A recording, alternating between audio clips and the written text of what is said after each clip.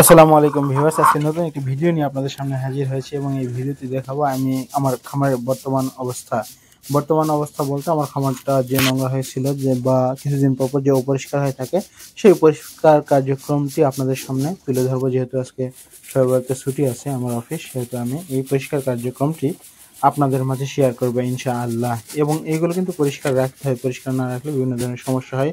এবং পাশাপাশি আমার এই চীনা হাঁসের বাচ্চাগুলো অনেকটা সুস্থ আছে, এই সামান্য ভিডিওটুকু আপনাদের মাঝে শেয়ার করলাম। এবং এই বাচ্চাগুলোকে আমি কিন্তু একটু ঘাস দেওয়া শুরু করছি, দুবলা ঘাস।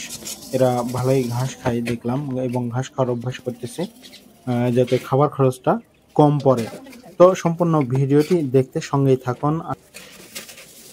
তো শুরু করে দিলাম আমার সেই পরিষ্কার কার্যক্রম। তো এটা কয়েকদিন আগের ভিডিও ক্লিপ। তো এই ভিডিও ক্লিপ আমি চেষ্টা করতেছিলাম যে কিভাবে পরিষ্কার করা যায়, যেহেতু ভালোই নোংরা হয়েছিল এই বারান্দায়। অনেক বস্তা বা অনেক নোংরা হয়েছিল এবং অনেক কিছু ছিল। এর মধ্যে দিয়ে আমি হঠাৎ করে খেয়াল করলাম যে একটা হাঁস কিন্তু উড়ে গেল। এই হাঁসটা উড়ে যাওয়ার কারণ হচ্ছে যে তখন চীনা হাঁসের পাখাগুলো কাটা ছিল না। চীনা হাঁস কিন্তু অনেক উড়ে যায়। তো আমি সেদিন আর পরিষ্কার কার্যক্রম করতে পারিনি, যার কারণে যেহেতু আজকে শবে বরাতের ছুটি আছে, আমার অফিস ছুটি ছিল, সেহেতু আমি ভাবলাম যে আজকে সুযোগ আছে, আজকে আমি একটু খামারে সময় দিই বা এইগুলো পরিষ্কার করে রাখি। যেহেতু আমার আরো হাঁসের বাচ্চা উঠছে, এই হাঁসের বাচ্চাগুলোকে কিন্তু আমি ঠিক আর 10 থেকে 15 দিন বা 20 দিন পর একটু কিন্তু বড় হলেই কিন্তু আমি এখানে ছেড়ে দিব। এখানে যেহেতু আমি ছেড়ে দিয়ে পালি, এখন বর্তমানে কিন্তু আমি হাঁসের বাচ্চাগুলোকে খাঁচায় রাখছি। তো আমি সেই পরিষ্কার কার্যক্রম শুরু করলাম, যেখানে দেখলাম যে অনেকগুলো বস্তা ছিল ওখানে।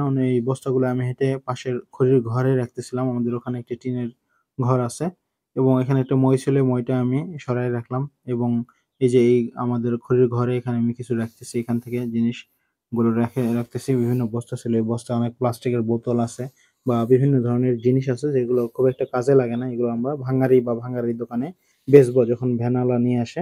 এগুলো আহ প্লাস্টিকের বোতল বা এই ধরনের জাতীয় জিনিস, ভাঙাচোরা জিনিস, এগুলো আমি সরাই রাখতেছিলাম। এবং এখানে যেগুলো বালি ছিল, এই 3টা বস্তা আমি বালি রাখছিলাম, এই বালি বস্তাগুলো সুন্দর করে সাজায় রাখলাম। তো আজকে আমাকে আম্মা নিজেই পরিষ্কার করতে চাইলো এইসব। তো আমি আম্মাকে না করছি যে না, আমি যেহেতু এই খামারটা আমি সম্পূর্ণ দেখাশোনা করি, সেহেতু আমি বললাম যে না, এগুলো আমি ঝাড়ঝাঁটা বা পরিষ্কার যে বিষয়গুলো আছে আমি করতেছি। এবং এগুলো করতে আমার খুব একটা খারাপ লাগে না, বরঞ্চ ভালোই লাগে। তো এই যেই ভাবনা সেই কাজ, আমি পরিষ্কার কার্যক্রম শুরু করলাম। এবং আমার একটা ভুল হয়েছিল যে অনেক ধুলা উঠতেছিল। একটু পানি হয়তো আগে একটু পানি ছিটে দিলে হয়তো বা একটু ধুলা কম উঠতো। তো এটা আমার একটু ভুল ছিল। তো ভুল থেকেই শিখা যায় আরকি। তো পরে ভাবলাম যে এরপর থেকে যখন ঝাড়ু দিব বা ইয়ে করব, যেহেতু আমাদের এখানে উঠানে কয়েকটা গাছ আছে, আমাদের প্রায় পরিষ্কার করতে হয় বা প্রায় ঝাড়ু দিতে হয়। এবং যেহেতু হাঁস মুরগির বিষ্ঠা এগুলো বা হাঁস মুরগির পায়খানা থাকে, আমাদের কিন্তু 2 1 দিন পর পর কিন্তু এটা পরিষ্কার করতে হয়, সর্বোচ্চ 2 থেকে 3 দিন। এবং সপ্তাহে 1 দিন শুক্রবার করে এটা বিশেষ আকারে পরিষ্কার করা হয়, খুব ভালোভাবে পরিষ্কার করা হয়। তো ভাবলাম যে আমি নিজেই এগুলো করি। তো আমি নিজেই এগুলো করতেছিলাম। তো ভাবলাম যে এগুলো আসলে খুব একটা কঠিন কাজ না। যতটুকু মনে হয় যে খুব কঠিন কাজ, আস্তে, আস্তে করলে ইজি মনে হয়। ১ম একটু কঠিন মনে হলে এখন খুব সোজা মনে হচ্ছিল আমার কাছে। তো কিছু খুঁজে পাচ্ছিলাম না। আম্মা একটা বালতি দিল। এই বালতিতে করে আমি এই ময়লাগুলো বাইরে ফালাই দিচ্ছিলাম।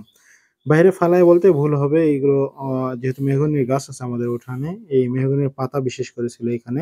তো এই মেহগনির পাতা আম্মা কিন্তু জীবনেও ফেলতে দিবে না বাহিরে। তো এই পাতাগুলো আমি বাহিরে রাখতেছিলাম যে আম্মা বাহিরে এইগুলো শুকায় আবার কিন্তু জ্বালানির কাজে ব্যবহার করবে।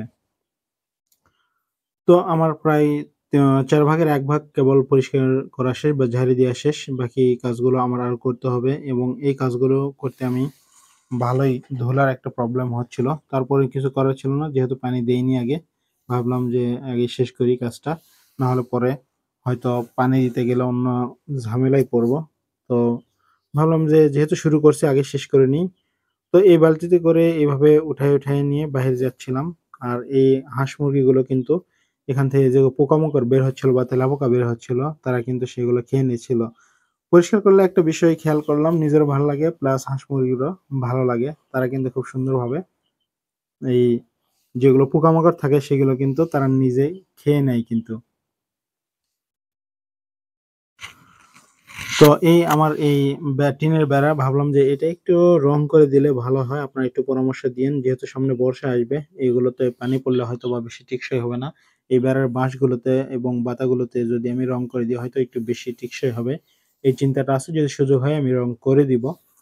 তবে এভাবে পরিষ্কার করতে থাকলাম এবং এই পরিষ্কার করাটার মেইন উদ্দেশ্য হচ্ছে খামার পরিষ্কার রাখা, যাতে এবং খামার পরিষ্কার রাখলে কিন্তু হাঁস মুরগিও ভালো থাকবে এবং আপনাদের আ মনও কিংবা আমাদের মন মানসিকতা কিন্তু ভালো থাকে এই পরিষ্কারগুলো রাখলে।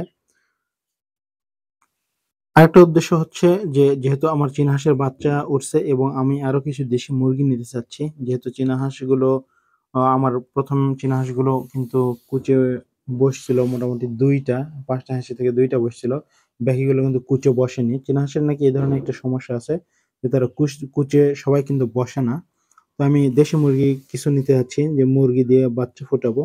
যেহেতু আমার কিছু বাচ্চা অলরেডি ফুটছে, মোটামুটি ১০ বা ১১ টা বাচ্চা আছে। এই বাচ্চাগুলোকে কিন্তু আমি এখানে এই মুরগিগুলোর সাথে ছেড়ে দিয়ে পালবো।